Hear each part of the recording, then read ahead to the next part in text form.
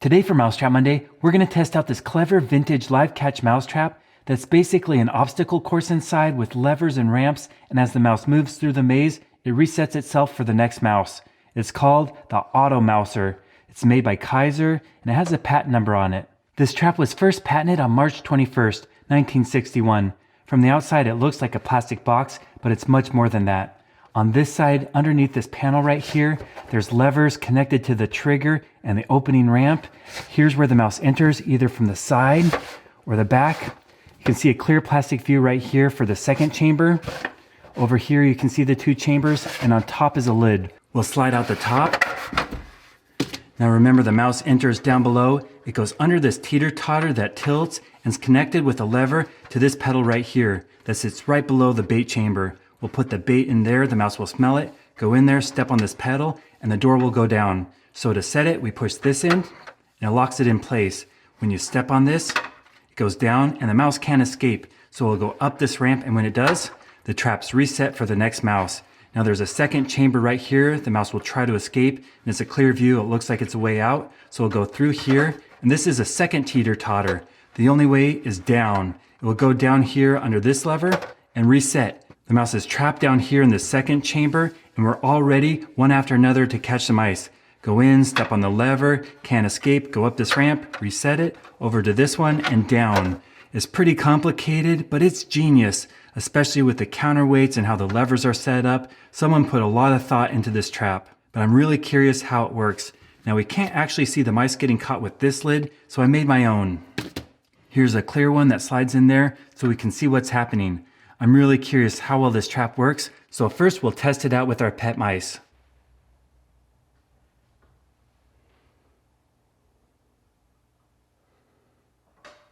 The door closes.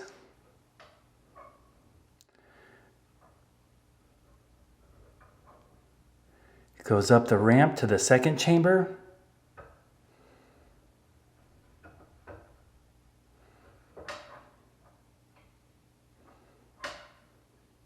It navigates the obstacles, it's checking for an escape route, and it will drop down in the holding chamber.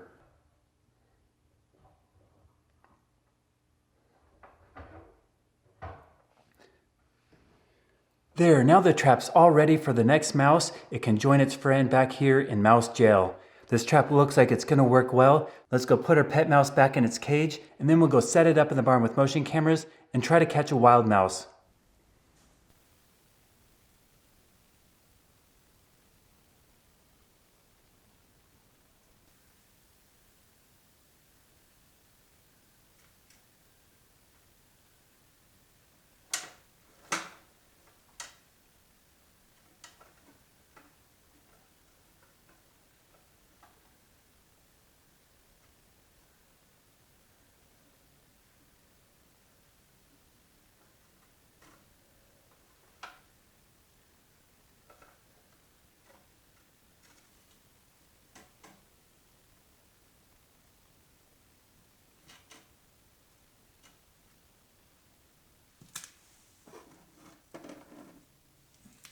Well, last night we did catch one mouse with the Auto Mouser mousetrap, but we did experience a mechanical failure.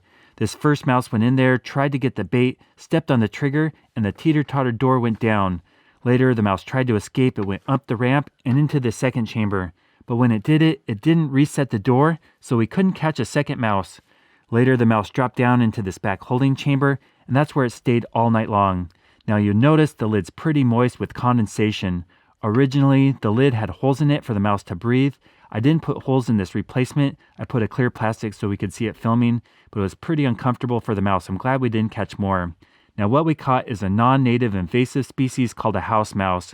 Because it's a non-native species, I can't let it go. Instead, I'm going to humanely dispatch it and feed it to wild animals.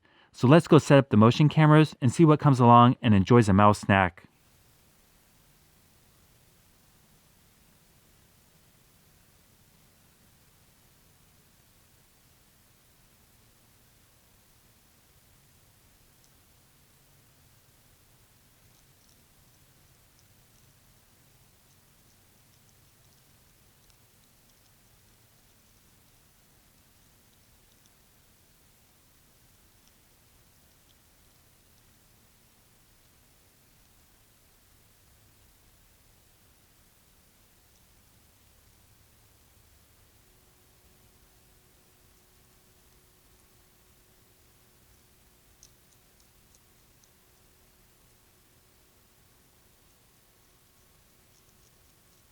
Well, it looked like the raccoon enjoyed the mouse we caught with the Auto Mouser Mousetrap. Overall, it's a great mousetrap design. It's very complicated with multiple levers, teeter-totters, and trigger systems. And I think I figured out why we didn't catch multiple mice on the first night. I changed out the lid for the clear lid so we could watch it in action and film it, but that slightly changed how the trap worked. When I put in the original lid, I didn't have a problem. I tested it out and caught several mice, and they were able to breathe with the holes there. So I think so much engineering went into this trap, it has to be used as intended with no modifications. Thank you so much for watching my videos, and thanks to all the viewers who are signed up on Patreon. I really appreciate it. And if you haven't subscribed to this channel, please consider clicking that button. I've posted over 700 videos on YouTube, and currently I'm posting new videos every Monday and Friday. So if you want to see the best videos on how to catch mice, rats, squirrels, chipmunks, moles, voles, and gophers, stay tuned.